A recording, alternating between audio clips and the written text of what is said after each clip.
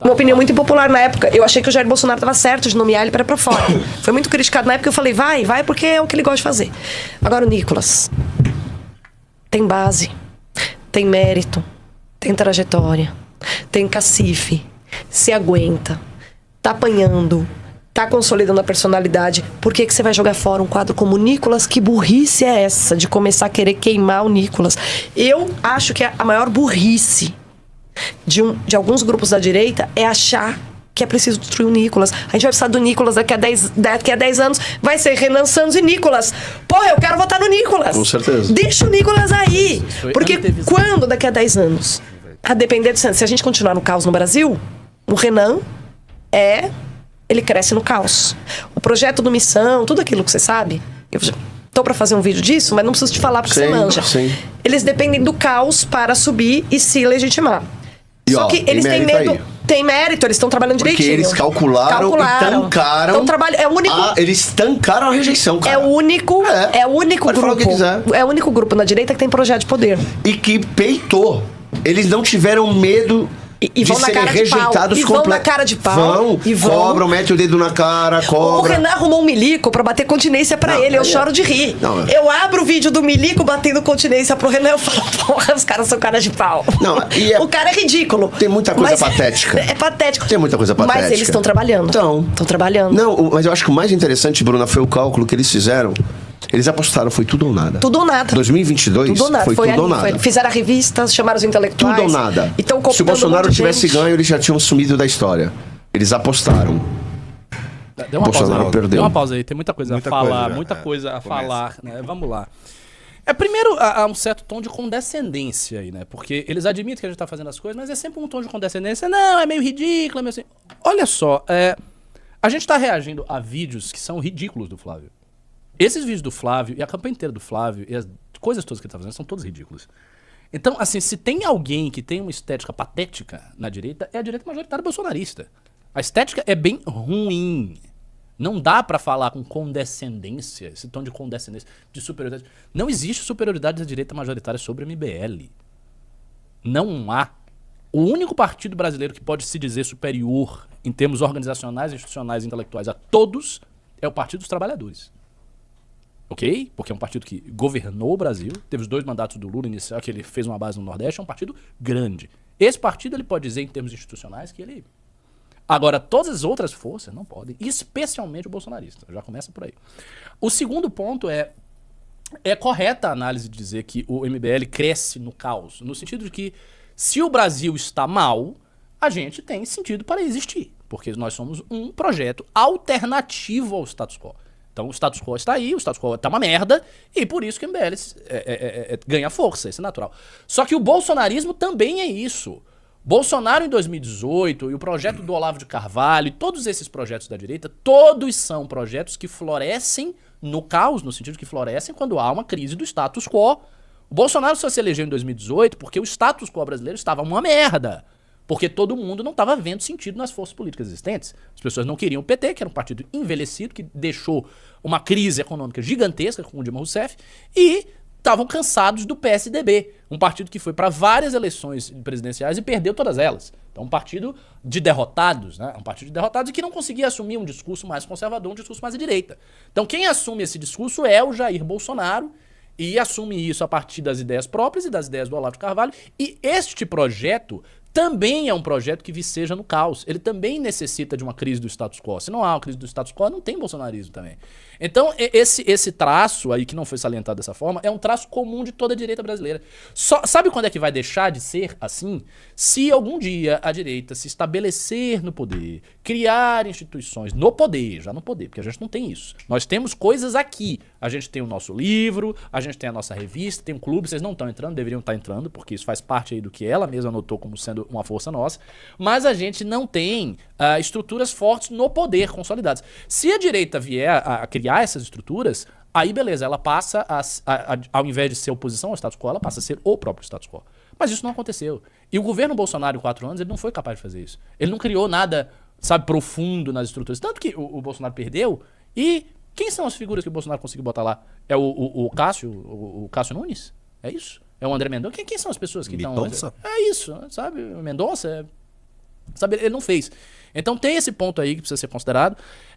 Terceira coisa, o Haroldo, o vice, não foi escolhido porque ele é um milico que fica batendo continência. Ele faz assim porque é o jeito dele, mas não foi por isso. Ele foi escolhido porque ele é uma pessoa séria, é um true believer, ele acredita no que está fazendo, é uma pessoa honesta, porque ele já teve vida política, trajetória política, e a ele foi oferecido sim coisa, e ele não aceitou, é uma pessoa séria, e a gente escolheu por conta disso e está fazendo o trabalho dele. Então não é uma coisa, é um milico fake para fazer uma continência. Não tem nada a ver. O motivo da escolha não foi esse, a razão da escolha não foi essa. Agora, que bom que ela repara uma coisa real, que é o conflito futuro que existirá na direita mesmo. Eu falei isso na nossa live, a gente estava comentando sobre isso. É a live que eu fiz no Análise, fiquei batendo papo com o Junito. E eu disse, olha, o futuro da direita majoritária é o Nicolas. Então, futuramente, é Nicolas contra a missão, a não ser que a gente ganhe agora, né? Então, a perspectiva de que esse embate acontecerá é uma perspectiva correta. Ele vai acontecer, mas assim, a direita majoritária tem sobre a população brasileira mais força do que nós, justamente porque tem um discurso e um estilo que ressoa no Brasil atual. O ponto é todo esse. Como a gente quer que o Brasil atual mude, a gente não pode ser parecido com o Brasil. Nós temos que amar o Brasil, mas nós temos que ser diferentes do Brasil. Porque o Brasil está ruim. Porque o Brasil é uma nação hoje de incompetentes, de pessoas perdidas, pessoas que não têm a menor ideia do que estão fazendo, entendeu? De ladrões e tudo mais. Essa é a nossa nação, infelizmente. Então o MBL precisa ser diferente do Brasil. E nesse sentido, Nicolas, Bolsonaro levam uma imensa vantagem sobre nós. Porque eles são o Brasil, com todos os seus defeitos, inclusive. E é por isso mesmo que eles têm esses defeitos que eles não vão conseguir melhorar o Brasil. Porque eles são o Brasil no aspecto ruim. Então tudo aquilo que é do greco-goianismo, ou do evangelismo brasileiro mais picareta que tem, ou da roubalheira, ou do miliciano, é tudo de vocês, amigo. É tudo Flávio Bolsonaro, Nicolas. Vocês são isso, vocês são o problema do Brasil. Vocês são a encarnação viva, a cristalização dos problemas brasileiros. E nesse sentido vocês têm uma vantagem, vocês ressoam com as pessoas, a gente não. Agora, que essa vai ser a luta do futuro, com certeza. De várias vezes. Ele tem que trazer ele. Hoje ele tá no flow agora, né? É fácil. Lá é moleza. É moleza aí em lugarzinho onde chapinha branca. Renan Santos é o mesmo. Ele vem aqui, o Renan? Já chamei várias vezes. O que eu ouço ele não se sente desconfortável em programas onde ele é confrontado. Bom, né? Mas... Ótimo, mas ele é bom pra xingar o Flávio e dizer que o Flávio é covarde em debate, né? Agora aqui comigo... Por que ele não vem? Eu quero mesmo. O Renan não é o macho? Pois é, então. Aqui comigo? Ele é candidato a presidente? É isso? Exato. Não entendi. Como assim aqui comigo? Não, aqui comigo não, cara. Você não é candidato a presidente. Você não é candidato a presidente. Você tem um... Novamente, né? Isso me parece sempre absurdo. O podcast desse cara, o que esse cara faz? Ele ganha dinheiro com a audiência das pessoas que vão lá. Aí você tem que ir pro programa dele pra ele ganhar audiência, pra ele ganhar dinheiro, que o dinheiro não vai pra você. Porque ele não vai dizer, seguinte, o Renan foi, aqui tudo que a gente ganhou aqui vai pra você. Não, é pra mim, pro meu dinheiro. Mas eu posso te confrontar do jeito que eu quiser. E se você não vai conversar comigo, você é um covarde. Que conversa é essa, rapaz? Se você quer confrontar alguém nos debates, seja candidato a presidente. Porque o confronto do Flávio e do Renan vai acontecer nos debates, a não ser que o Flávio fuja. Porque o Renan não vai fugir. O Renan não vai fugir, ele vai estar lá no debate. E aí? Eu acho que ele, fora que ele inventou, né? O Renan nunca falou, não, eu não gosto de debater com quem. Com quem me confronta e blá blá blá. O Renan conversa com a imprensa. A Daniela Lima. Daniela Lima, naquele palco com Daniela Lima, ele tava falando pra tudo controlado? O pessoal, É óbvio. Ué, e o Renan, uma vez ele foi numa live de uma galera que era sindicalista, velho. A galera falando de um monte de coisa, ele, mano, batendo mesmo. Ele, nem aí, velho. Esse camarada acha que vai ficar levando a audiência nas nossas costas, pô, tá maluco? Isso aí não vai acontecer, não. Pra ele não é um problema isso, eu acho que o pessoal não entendeu ainda. O Renan teve uma virada no MBL, eles não são mais os liberaizinhos de antes. Isso é verdade. Mudou. Não o PSDB limpinho, né? Não, não é. 2.0. É outro projeto de poder. Tem aí, só uma observação. Também, olha só, essas coisas, né? Os olavetes bolsonaristas, eles inventaram uma história sobre a gente e daí eles fazem as interpretações em cima das narrativas fake. O MBL nunca foi o PSDB limpinho. Nunca houve essa pretensão de parecer o PSDB. Não, mas... Quem fazia isso eram os bolsonaristas. Os bolsonaristas ficavam brincando com aquele meme que o PSDB tava com uma cordinha e a gente era o cachorro do PSDB. Então, a gente nunca respeitou o PSDB.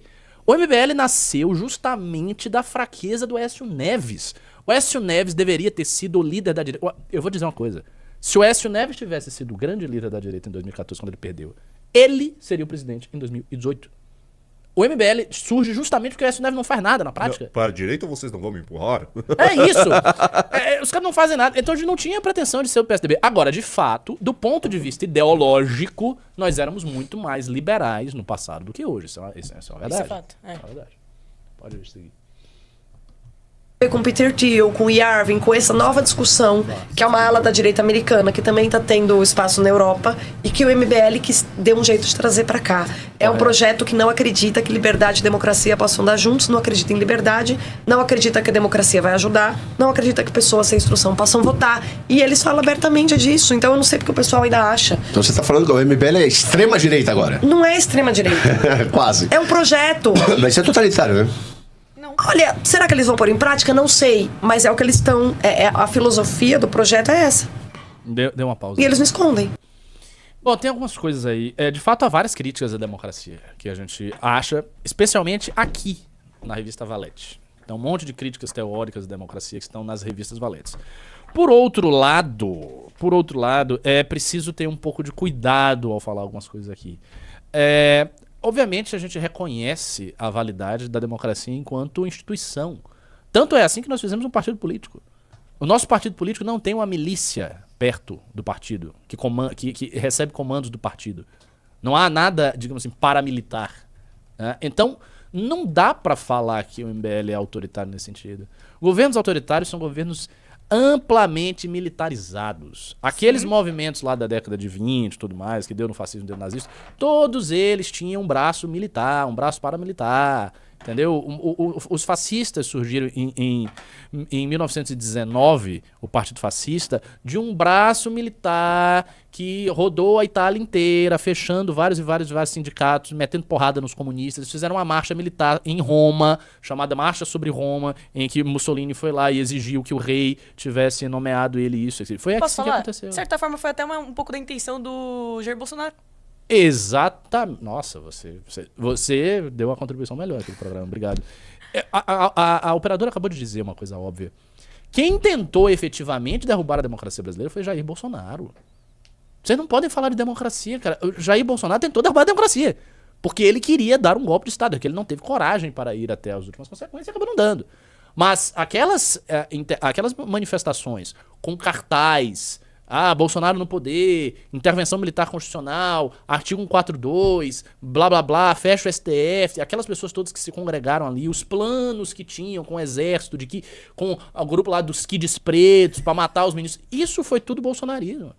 O MBL não fez nada disso. A formação do Partido Missão se deu em termos absolutamente democráticos, entendeu? Em termos super tranquilos. Agora, as críticas teóricas à democracia existem várias. Agora, eu não vejo, por exemplo, no Livro Amarelo, nenhuma proposta que seja propriamente antidemocrática. Existem propostas muito duras em relação à criminalidade, mas não em relação a inimigos políticos. Não tem um trecho dos nossos discursos que a gente fale que os nossos inimigos políticos serão perseguidos. A gente não defende, por exemplo, o fechamento do PT, ou o fechamento do Congresso Nacional, ou o fechamento do Supremo Tribunal Federal. No máximo dá para dizer, porque eu pessoalmente falo isso inúmeras vezes, o Renan até nem comenta tanto isso, mas eu falo várias vezes, que se a gente começa a guerra ao tráfico e o STF faz uma decisão manifestamente ilegal, nós nos oporíamos a essa decisão simplesmente descumprindo-a. E isso ia gerar um conflito institucional. Mas isso não é a mesma coisa que você abandonar a democracia e você ser autoritário. Calma aí. Próximo. Podemos continuar? Podemos. O que nunca foi falado... O Yarvin veio da palestra aqui. O pessoal fica viajando. Eles estão dizendo abertamente que eles são isso. Você viu qual que é o slogan? O futuro é glorioso. Gente, o futuro é glorioso. Pô, ninguém vai falar que eles estão sendo desonestos pra mim. Eles estão mostrando o que eles estão querendo. Eu também não pode deixar. E tem as questões antigas, né?